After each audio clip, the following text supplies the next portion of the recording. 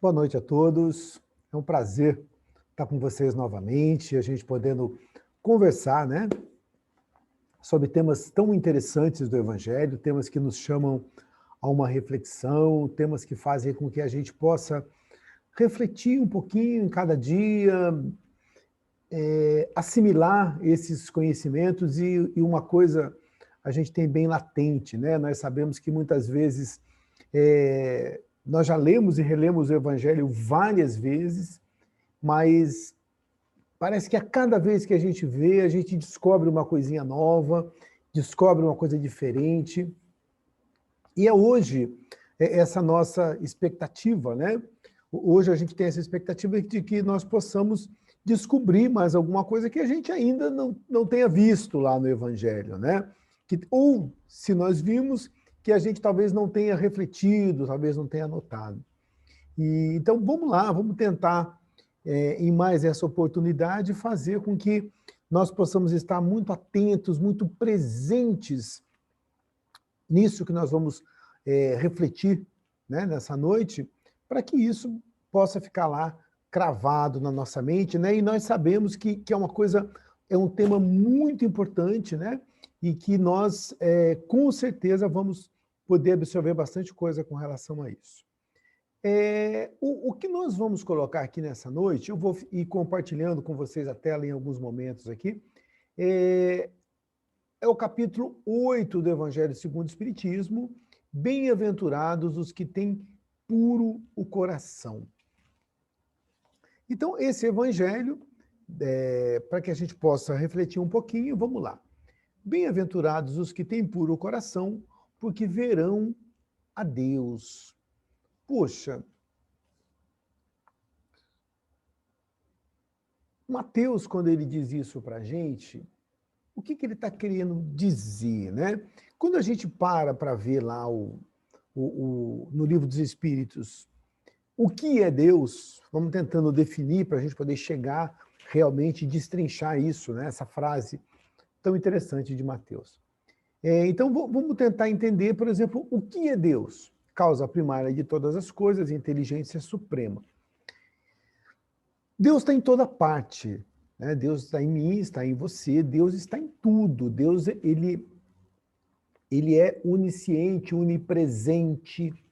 E então, se eu vou ver a Deus, se eu for alguém de coração puro, significa o quê? Significa que eu vou estar sensível à presença da divindade.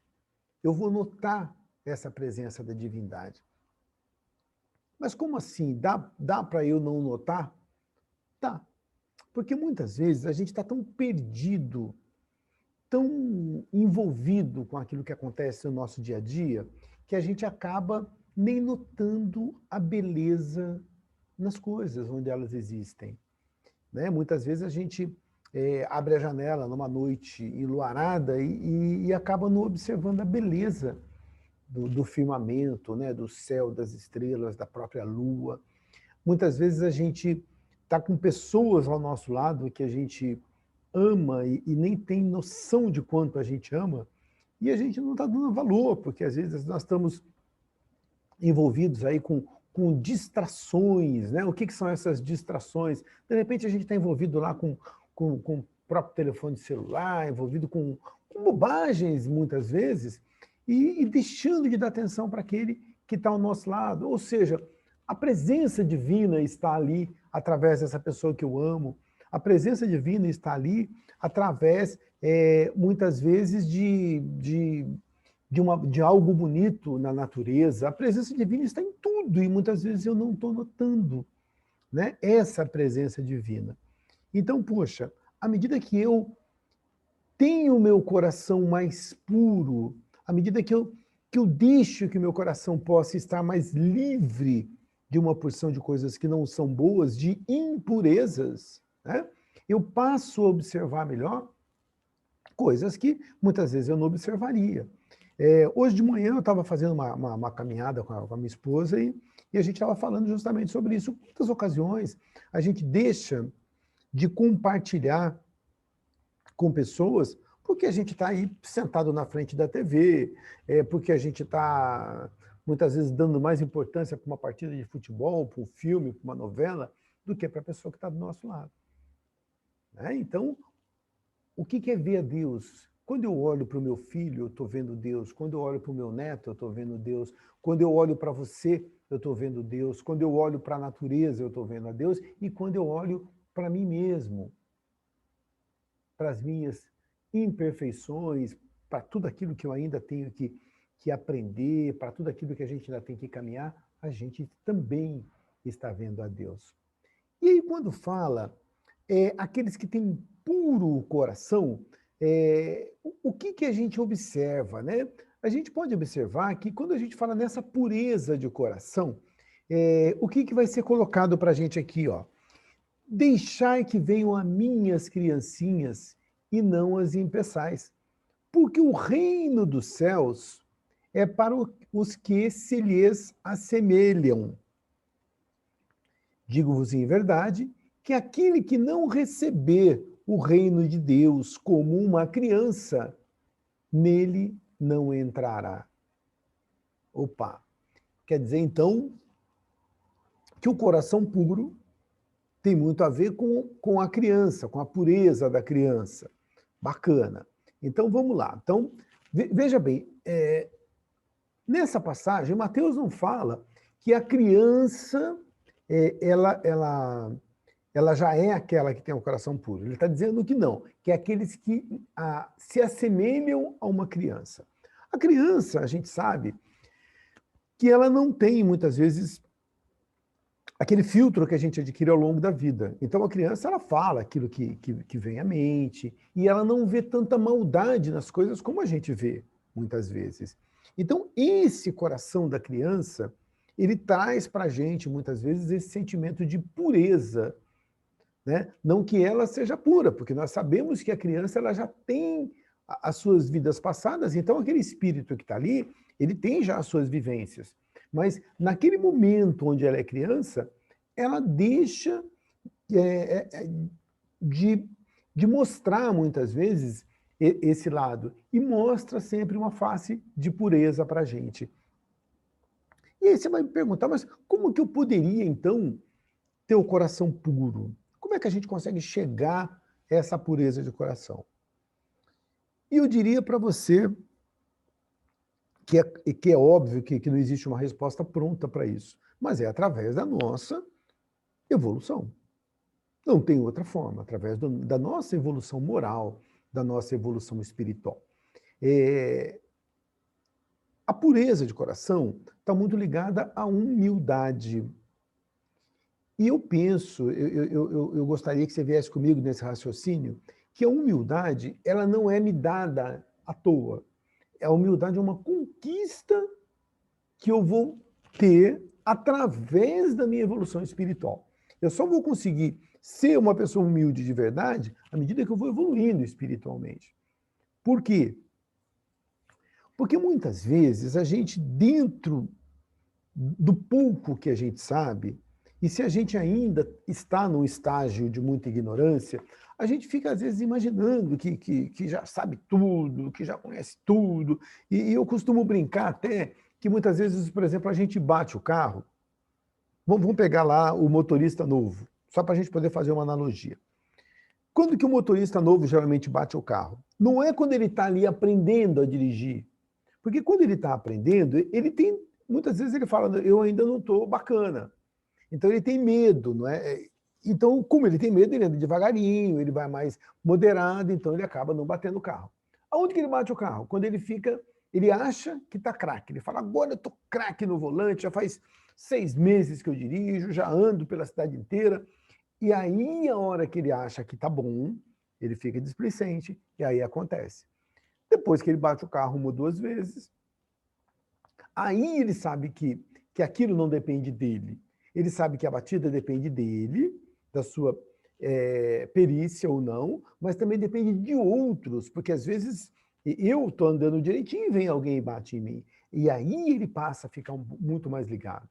E aí ele consegue diminuir o risco de acidentes. É claro que acidentes podem acontecer sempre, porque, como a gente acabou de falar, não depende só da gente, mas eu começo a diminuir esse risco. Então, eu passo, ou seja, eu adquiri a humildade como motorista. No começo, não é que eu era humilde, eu era precavido porque eu tinha medo. A partir de um determinado momento que eu achei que eu sei, eu fico me achando a última bolacha e depois eu vou melhorando. Ou seja, à medida que eu adquiro conhecimento, eu tomo consciência que eu não sei muita coisa. Lembra do Sócrates? O que ele fala?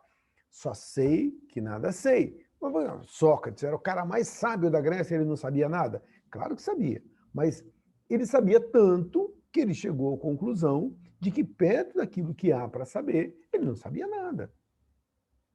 Ou seja, a gente vai adquirindo a humildade à medida que a gente vai evoluindo, vai crescendo e vai entendendo que nós fazemos parte de uma engrenagem, fazemos parte de uma sociedade. E essa sociedade, muitas vezes, ela nos passa muitas coisas, a gente absorve muitos costumes, muitas coisas que a gente muitas vezes nem gostaria de absorver, muitas coisas que a gente absorve e nem sabe por que absorveu, né? E, de repente, a gente se vê envolvido aí numa luta para conseguir coisas que talvez a gente não precisasse conseguir, para ter determinados status que muitas vezes eu nem precisaria ter.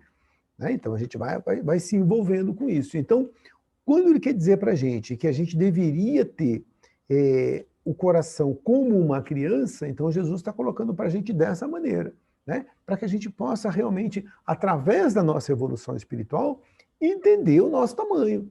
Né? Então, qual que é o meu tamanho? Né? O meu tamanho eu costumo dizer o seguinte: eu sou muito grande. Quando eu analiso espiritualmente, né, um espírito imortal, então eu sou muito grande, mas ao mesmo tempo eu também sou um grãozinho de areia aí né, na praia, né? Ou seja, a gente também tem noção de que sozinho nós não somos muita coisa, né? Que nós temos ainda muito que crescer, muito que aprender. Continuando aqui nos nossos slides, né? Ele fala aqui da criança, e aí depois a gente vem aqui e vamos lá. E de novo aqui, ó, a pureza do coração é inseparável da simplicidade e da humildade. Né? O nosso Allan Kardec vai dizer isso para a gente. Então a gente sempre entender isso, né? Que quanto mais evolui o espírito, mais ele vai entender que a simplicidade e a humildade vão sempre caminhar juntas. Vamos lá? Espírito evoluído, vamos tentando lembrar de alguns. Kardec não, Chico Xavier. A gente considera um espírito, né, bastante evoluído perto da gente aqui, pelo menos, né? Humildade. Né? Olha para o Chico, a gente lembra de humildade. Quantas críticas Chico recebeu? Quanto que ele apanhou de pessoas que pensavam de forma diferente? E sempre recebendo isso, essa crítica, de maneira humilde, um homem muito simples, um homem que se vestia de maneira simples, tinha lá suas vaidades, né? Todo mundo sabe, mas vaidades como todos nós temos, né? Mas era um homem simples, um homem humilde, e um homem que dedicou todo o seu tempo praticamente em prol daqueles que precisavam, daqueles que necessitavam.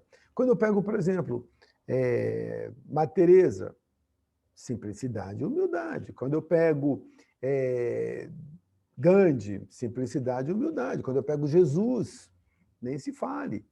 Então, ou seja, eu vou observando que aqueles espíritos que estão num grau um pouquinho maior de evolução, eles adquiriram já isso. Então, para que eu vou alimentar em mim a arrogância? Para que eu vou alimentar em mim a vaidade excessiva? Para que eu deveria alimentar em mim o orgulho? Então, o que a gente poderia tentar fazer e estabelecer um pacto aqui entre nós? Vamos tentar fazer uma análise de consciência para ver se a gente... Será que, se eu botar minha cabeça no travesseiro e fizer uma análise aqui, será que eu tenho sido alguém arrogante em alguns momentos? Será que eu tenho sido alguém presunçoso em alguns momentos?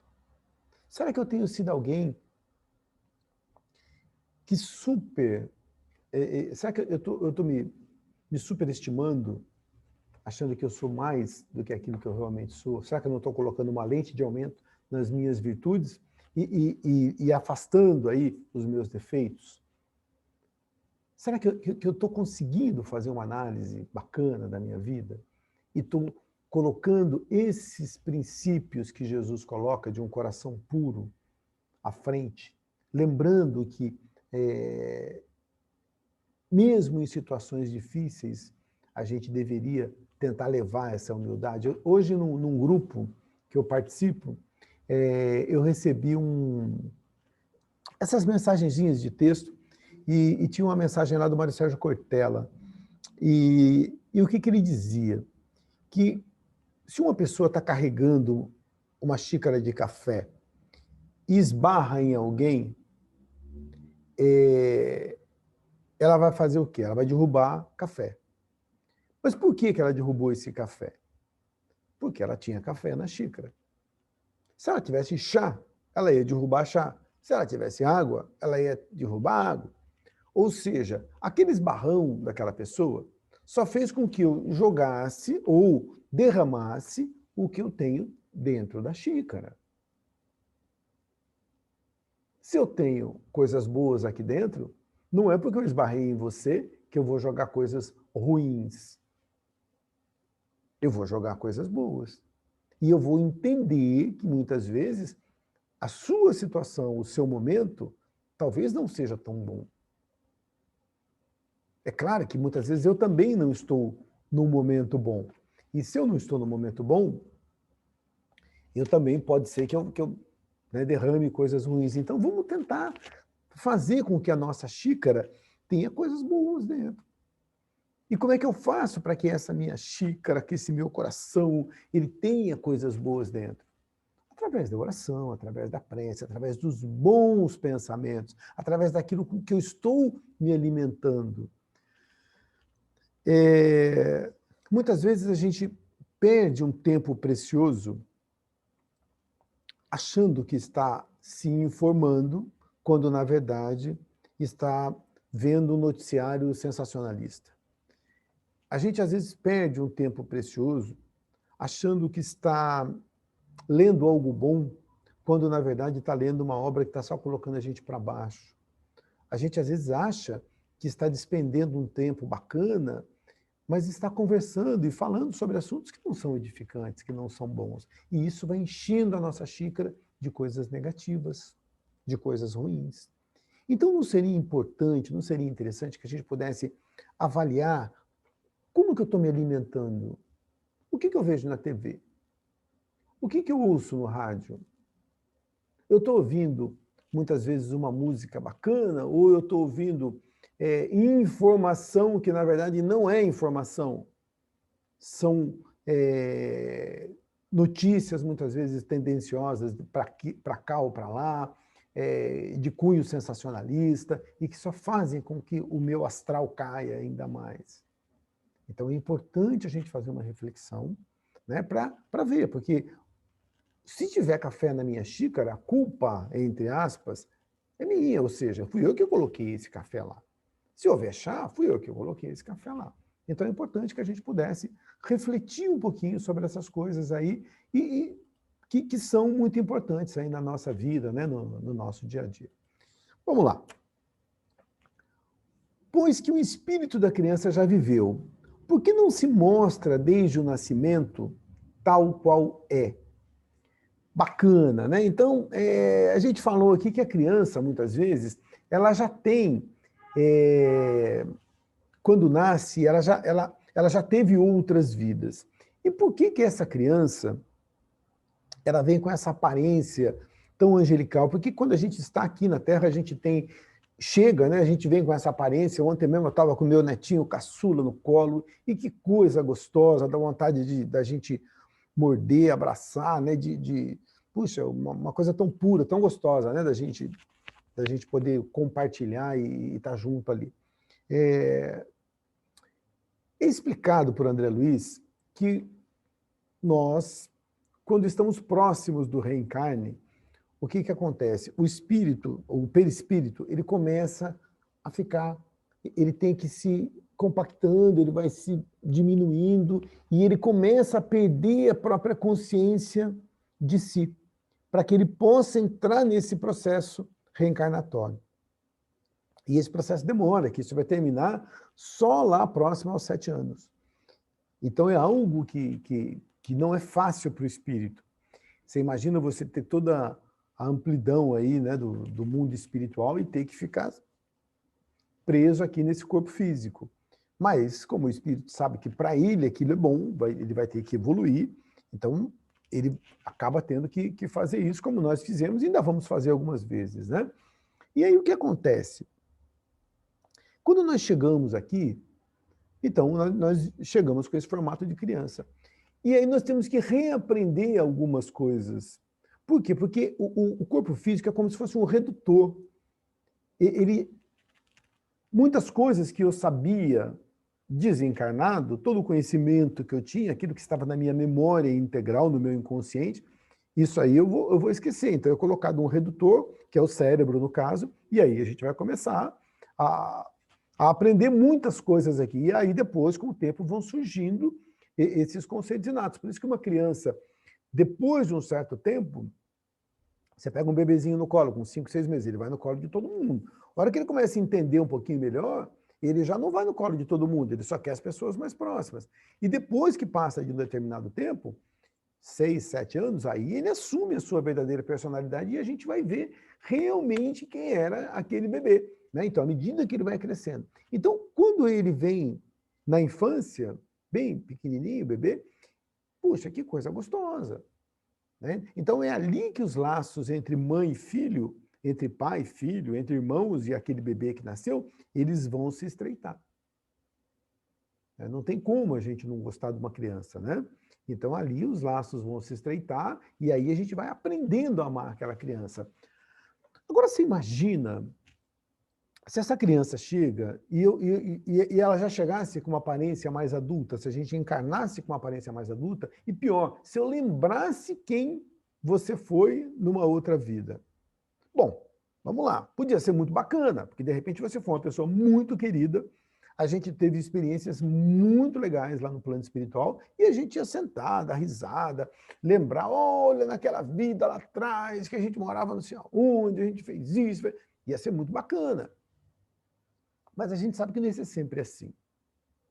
Né? E mesmo que fosse legal, talvez eu me lembrasse de determinados compromissos com você. Vamos supor que na outra vida você foi minha esposa e agora você veio como minha filha. Eu ia ficar bastante constrangido com essa situação agora. Né? Ou o contrário. Né? Então ia ser algo muito constrangedor. Por mais que a gente se gostasse. Agora, e se fosse o contrário? Se a gente tivesse se odiado, tivesse se matado, tivesse tido uma porção de problemas? Imagina, já a hora que nasce a criança, você fala, meu Deus, olha quem está aqui. Né? Esse cara que me prejudicou em outra vida, essa pessoa que me fez tanta coisa negativa, ou alguém que eu prejudiquei, né, que eu matei, sei lá. Então seria algo muito complicado. Só que o que acontece? Como a gente vem e não lembra daquilo que aconteceu, e isso é muito bacana, eu não lembro do que foi na outra vida. Então eu vejo aquele bebê maravilhoso, lindo, e ali eu começo a desenvolver esse amor, esse sentimento. E à medida que ele vai crescendo, ele começa a mostrar a sua verdadeira personalidade, como eu mostro a minha. E aí a gente começa a parar as arestas. Por isso que a gente vai ver pai com dificuldade com o filho, mãe com dificuldade com o filho, né, ou com filha. Então a gente vai vendo. Por quê? Porque agora são espíritos que estão ali, vamos ter que acertar e vão haver também aquelas simpatias que muitas vezes você fala, nossa, como a gente tem afinidade, ou antipatias. Né? Então, numa família, vai ter tudo. Eu quero crer que a maioria das pessoas que convivem na nossa família são por simpatia, né? E às vezes tem um ou outro ali que não é por simpatia, e a gente vai ter que ajustar e aparar essas arestas. Então, por isso que nasce criança, né? E aí depois é que a gente vai mostrando realmente, né, a nossa verdadeira personalidade para que nós e a família como um todo possa se desenvolver, né, para que a gente possa evoluir.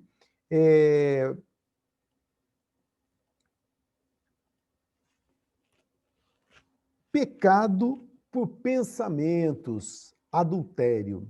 Isso aqui eu acho que tem uma questão legal. Primeiro, adultério, aqui nessa imagem, né, que tem uma imagem bem emblemática, né? Ou seja, são pessoas que muitas vezes são próximas da gente, que aqui no caso das duas moças, a gente vê claramente que as duas devem ser amigas, e aí uma está sendo desleal com a outra, né? E o rapaz também. Então tem uma pessoa aí no meio que está sendo enganada, né? A gente sabe que não existem vítimas, né? Mas no momento essa pessoa está sendo enganada ali. Mas o adultério ele pode servir para esse tipo de atitude, mas ele pode servir para outras também. Porque o que seria adultério? Quando eu vou comprar, por exemplo, alguma coisa, e a embalagem daquilo já foi mexida, eu vou dizer, olha, isso aqui está adulterado. Então, eu uso essa palavra adultério, com vários significados. A maioria deles não são bons, né? Mas eu uso isso com vários significados. E o adultério também ele está muito ligado ao que? A lealdade.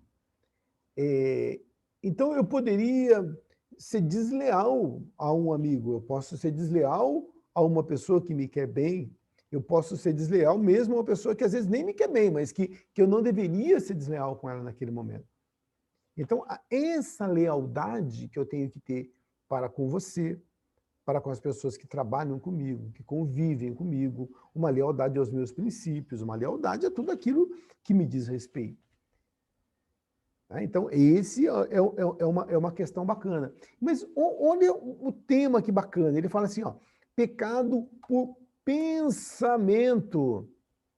Pecado por pensamento. O que isso está querendo me dizer? Porque aonde que surge o adultério?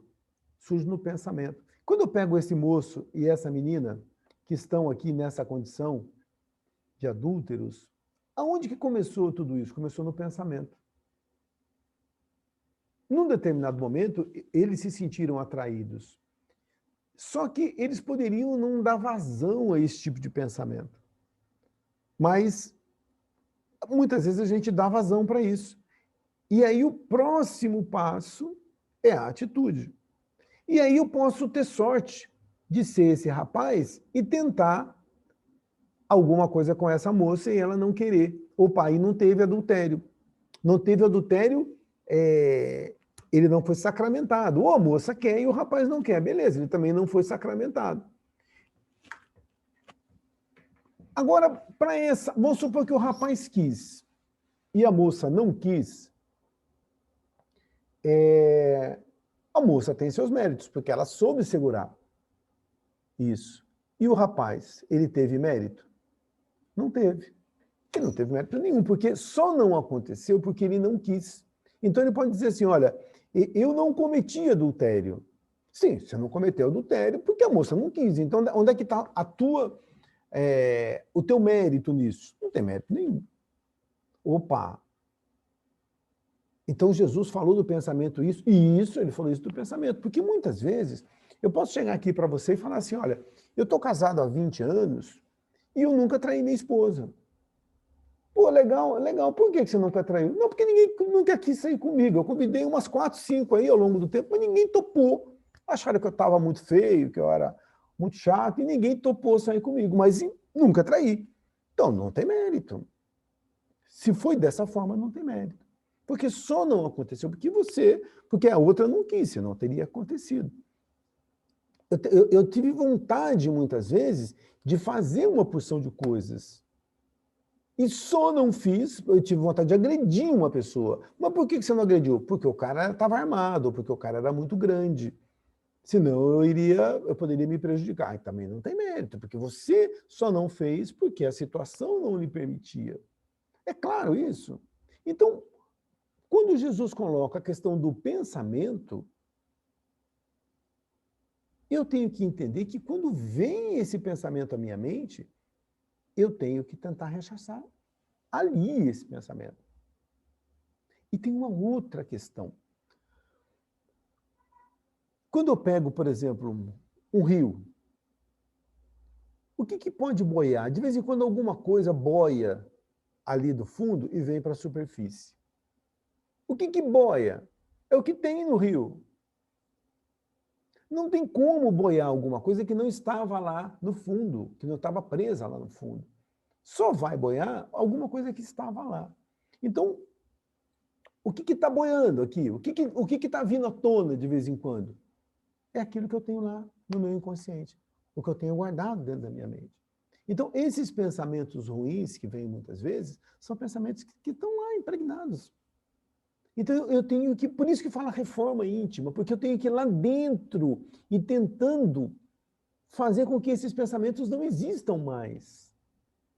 Olha que complicado que é, né? Então, à medida que esses pensamentos deixam de vir à tona, é porque muitas vezes eles estão ficando adormecidos lá atrás e eu estou conseguindo fazer com que eles não existam mais. Por isso que a gente fala reforma íntima, é lá dentro que começa. É lá dentro que a coisa começa. Só que enquanto eu não tenho essa reforma feita, e você deve estar pensando exatamente isso que eu estou pensando, enquanto eu não tenho essa reforma feita, o que que acontece?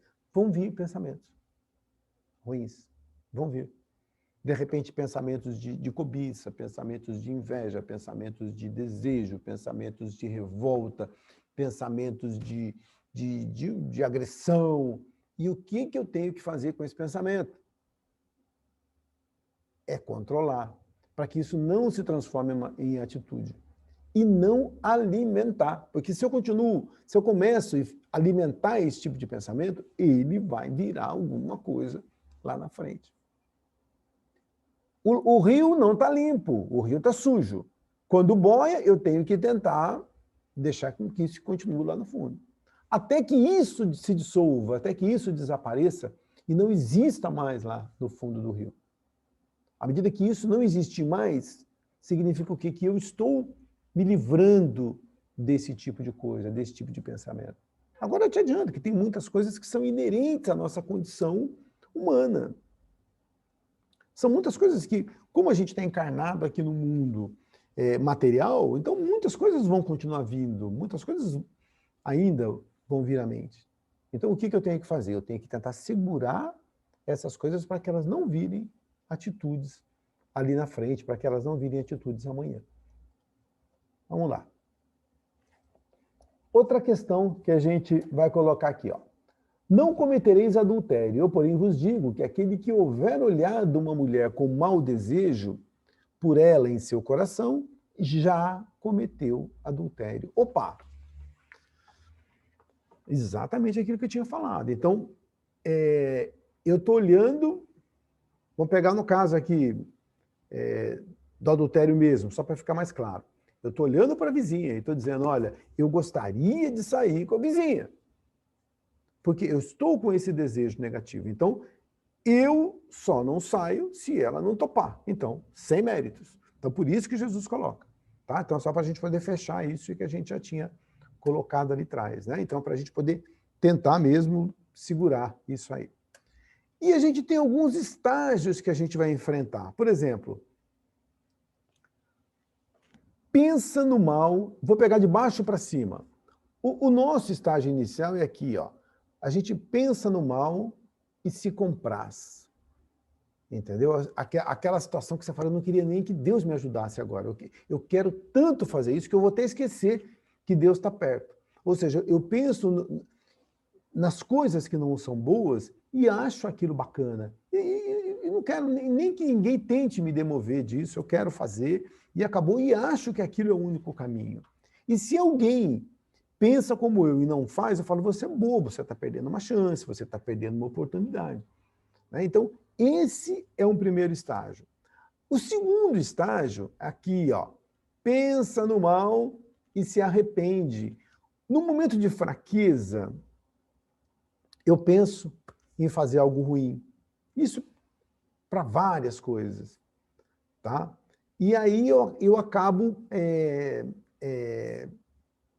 mantendo, né, muitas vezes eu faço ou penso naquilo, mas depois eu falo, puxa vida, eu não deveria ter feito, eu me arrependo daquilo. Ou seja, eu estou melhor do que no primeiro estágio, mas ainda longe desse ideal, que é não pensa mais no mal. Ou seja, limpou o rio, limpou o que está ali embaixo. Quanto menos eu vou alimentando esses pensamentos que não são bons, mais eu vou limpando o rio, porque só cresce aquilo que eu alimento. Se eu não estou alimentando esse pensamento, se eu estou deixando que esse pensamento não flua, o que vai acontecer? A tendência é que ele diminua, a tendência é que com o tempo ele vai assumir. Então é importante, né, a gente não dar alimento para essas coisas ruins aqui, para que elas não cresçam. E aí, a hora que eu não tenho mais isso lá dentro, com certeza isso não vai me incomodar mais. Aí eu estou me tornando alguém de coração puro. Olha que interessante. Agora meu coração realmente está ficando puro. Ele não fica puro sozinho. Para ele ficar puro depende muito do quê? Do meu esforço, do meu sacrifício. Né? As coisas não são de graça. Por isso que a gente fala no início. Tudo vem muito de acordo com uma evolução que a gente vai buscando em cada dia. Né? Não é simplesmente deixar a onda levar. Né? Então a gente vai buscando essa evolução e naturalmente ela vai chegando depois que a gente se esforça bastante. Verdadeira pureza, mãos não lavadas. O que Jesus coloca nessa passagem do Evangelho? Ele coloca que existia um hábito das pessoas de lavarem a mão antes das refeições, hábito que nós estamos retomando agora com a ocasião do coronavírus. Né? Então a gente está... Antes da refeição a gente já estava fazendo, mas agora a gente lava a mão toda hora, né? Ou passa álcool gel. Você foi no elevador, botou a mão, você já sai, já, né, passa álcool, lava a mão, porque a gente sabe que a gente está pegando impurezas em todos os lugares. Então, os fariseus, eles tinham esse hábito. E Jesus é convidado, numa determinada ocasião, para almoçar com eles, né? Para comer com eles. E aí Jesus não lava as mãos. E eles ficam muito incomodados com isso. Poxa, mas como é que ele não lava a mão para comer? E aí Jesus vai colocar para eles que eles estão muito preocupados. É claro que tudo isso são metáforas, né? São parábolas, a gente tem que tentar entender o que está por trás disso. Jesus não está dizendo que você não lava a mão, mas ele está dizendo, olha, a gente às vezes está muito preocupado com o exterior, mas não está preocupado com o interior. Né? Então a gente tem que se preocupar mais com o nosso lado interior e menos com esse lado exterior. Porque muitas vezes eu estou preocupado com muitas regras, com muitas coisinhas pequenas, mas aquilo que realmente é importante, a verdadeira essência, eu estou deixando que passe, eu estou jogando fora. Então Jesus atenta muita gente para esse tipo de coisa, tá? E aí ele vai dizer, ele vai acrescentar, não é o que entra na boca que macula o homem, o que sai da boca do homem é que o macula, ou seja, bom não é o que mal não é o que entra, mal é o que sai da boca do homem. Quanta gente já ouviu essa frase? Né? Isso foi até letra de música aí da Baby Consuelo nos anos 80, né? Mas desde pequenos, os nossos pais, todo mundo fala, olha, mal não é o que entra, mal é o que sai. Porque muitas vezes eu estou tão preocupado com aquilo que eu estou ingerindo, mas eu estou, e devo estar, não estou dizendo que não, a gente deve estar mesmo, e aí se esquece, muitas vezes, daquilo que a gente está colocando para fora. O que eu estou colocando para fora? Quanta coisa ruim, muitas vezes eu tenho uma boa alimentação e devo ter mesmo, mas eu jogo muita coisa para fora. Muita coisa que eu não tenho de bom dentro de mim. Então é muito importante que a gente entenda que a maldade, muitas vezes, se eu não tenho um coração puro, eu vou jogar isso para as pessoas. Você já viu alguém, já teve a oportunidade de conversar com uma pessoa negativa? Sabe aquelas pessoas que nada tá bom, que reclamam de tudo, que botam defeito em tudo, Já viu alguém assim? Então, essa pessoa ela está jogando para fora todo esse lixo, esse mal que está dentro dela.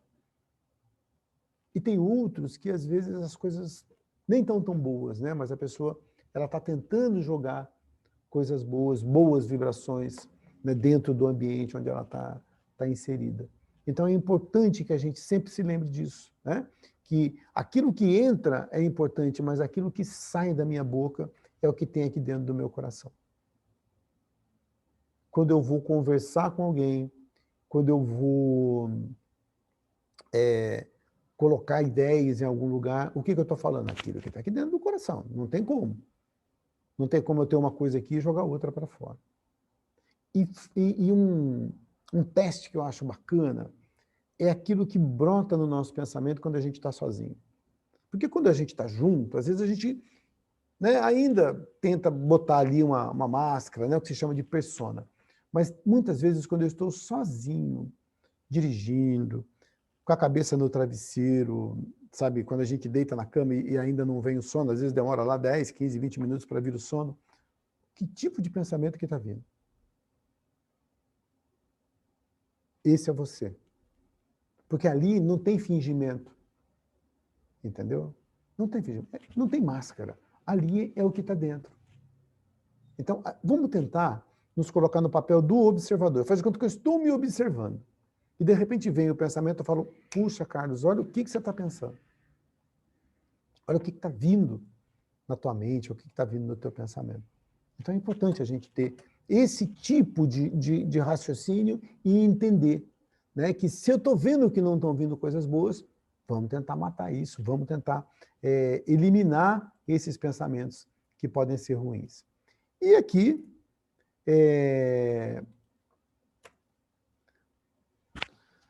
toda religião que não torna melhor o homem não alcança o seu objetivo. Nós somos adeptos da doutrina espírita, e isso aqui é uma pergunta que fizeram para o Gandhi, uma determinada ocasião. Qual é a melhor religião? Ele falou, a melhor religião é aquela que torna o homem um ser melhor. Nós esperamos que a doutrina espírita, mas acima dela, né, o cristianismo, a mensagem do Cristo, possa nos transformar em pessoas melhores. Melhor do que quem? Melhor, não é melhor do que o outro, é melhor do que nós éramos antes. Então, uma reflexão que a gente vai fazer também. Será que eu estou conseguindo melhorar? Como é que anda esse meu estágio evolutivo? Será que eu estou conseguindo melhora? Não só em conhecimento. Conhecimento é importante, amai-vos e instruí-vos. Mas será que eu estou começando já a aplicar esse conhecimento na minha vida? Eu estou sendo mais tolerante, eu estou sendo mais paciente, eu estou sendo mais compassivo, compreensivo. Será que as pessoas com as quais eu convivo, eu estou conseguindo melhorar um pouquinho a vida delas também? Eu sou alguém que está vindo para ajudar, ao invés de ser alguém que está vindo para atrapalhar? Então, como que a doutrina, como que o cristianismo tem agido na minha vida? Porque eu posso te garantir uma coisa, o cristianismo é muito bom, a doutrina espírita é muito boa. Agora, basta que a gente também possa extrair dela aquilo que ela tem de bom para nos tornar pessoas melhores.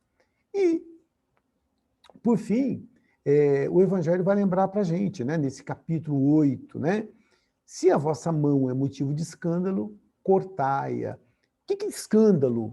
Vamos tentar definir isso nesses nossos últimos minutinhos aqui. Escândalo não é o mal em si, mas é a repercussão que ele tem. Você entendeu? Muitas vezes eu faço uma coisa errada, mas ninguém fica sabendo. Então, ali não foi escândalo. E o escândalo é quando todo mundo sabe e ele gera uma repercussão. E aí, às vezes, por causa dessa repercussão, eu me arrependo. Mas aí não vai, porque eu não estou arrependido porque eu chego à conclusão que eu não deveria ter feito aquilo. Eu estou arrependido por causa do estrago que aquilo está fazendo para a minha imagem, muitas vezes. Né? Então, e quando vem esse escândalo, ele vem para me ensinar. Mas ele só vem porque eu errei, né? Porque eu fiz alguma coisa ruim. E aí é colocada aqui uma metáfora, né? Se a vossa mão é motivo de escândalo, corta a mão. Então, como que a gente poderia interpretar isso? Ou seja, aquilo que está fazendo, que está sendo o motivo do meu escândalo, eu devo tentar cortar pela raiz. Será que o motivo do meu escândalo está sendo a minha vaidade? Será que o motivo do meu escândalo está sendo a minha arrogância? Será que o motivo do escândalo está sendo a minha prepotência? Poxa, então eu tenho que arrancar isso da minha vida, porque isso está sendo a minha perdição. Então, quando eu começo a entender que o escândalo, que me envergonha tanto, só vem por causa de um erro, então vamos lá buscar. Então, por que que aquele erro aconteceu? Aconteceu porque eu fui fraco e cedia a impulsos. Vamos pegar no caso do adultério, por exemplo, né? Eu cedia a impulsos que eu não deveria ceder. Ah, então bacana. Então, foi pela sua fraqueza, pelo desejo que você não soube controlar, que veio esse escândalo. Então, a gente precisa controlar isso, para que esse escândalo não aconteça. Mas eu não posso me arrepender só porque teve escândalo. Senão, não tem mérito, porque eu estou me arrependendo porque aquilo fez um estrago. Porque se não tivesse feito, talvez eu continuasse fazendo e insistindo naquele erro. Então, por isso que às vezes o escândalo vem para nos ensinar. Então, o que fica? Uma análise de consciência para que a gente possa ver se nós estamos cedendo a esses impulsos de maneira, né, exagerada. Fica uma análise de consciência para ver como que eu estou me comportando ante os desafios, né, que a gente tem encontrado na vida. Será que eu tenho sido alguém que tem mostrado pelo menos uma resistência com relação a tudo isso? Então eu gostaria que a gente pudesse finalizar essa nossa preleção de hoje pensando sobre tudo isso, né, em formas que eu posso ter para purificar o meu coração. E uma das coisas é a gente trocando, muitas vezes, o alimento da nossa alma. Do que eu estou alimentando a mim, espírito? Será que eu estou me alimentando com boas leituras, com bons filmes, com bons assuntos, com bons... né, e alimentando os bons pensamentos? Opa, bacana. Agora, se eu estou dando o alimento errado, não tem como eu ter coisa boa lá dentro. Ok? Tranquilo? Vamos fazer, então, agora uma breve oração para que a gente possa, então, encerrar a nossa preleção dessa noite. Vamos fechando os nossos olhos, vamos agradecendo a toda a espiritualidade presente, que nos auxiliou, que nos intuiu, agradecendo por termos tido essa oportunidade de refletir um pouquinho sobre esse capítulo 8 do Evangelho, que tanto fala sobre as coisas que nós temos guardadas dentro do nosso coração e que muitas vezes nós nem temos conhecimento. Nós aproveitamos esse momento e pedimos por todos aqueles que passam por dificuldades, por todos aqueles que estão passando por enfermidades, por problemas financeiros, problemas de saúde, problemas conjugais, por todos aqueles irmãozinhos que estão distante dos seus entes queridos, devido ao distanciamento social. Vibramos por todos aqueles que se encontram nos hospitais, por todos aqueles irmãozinhos desencarnados, que se encontram nas colônias de refazimento, no umbral, Vale dos Suicidas, na crosta. E com a permissão de Deus e de Jesus, vibramos por todos nós, vibramos por essa casa que acolhe a todos nós, a colmeia, e pedimos ao Pai que possa dar uma semana de muita proteção, de muita paz e de muita harmonia para todos nós. Dessa maneira, nós agradecemos a todos e pedimos permissão para encerrarmos a nossa preleção dessa noite. Que assim seja, graças a Deus. Gente, muito obrigado pela atenção e até a próxima, se Deus quiser. Uma boa noite para todos vocês. Um grande abraço.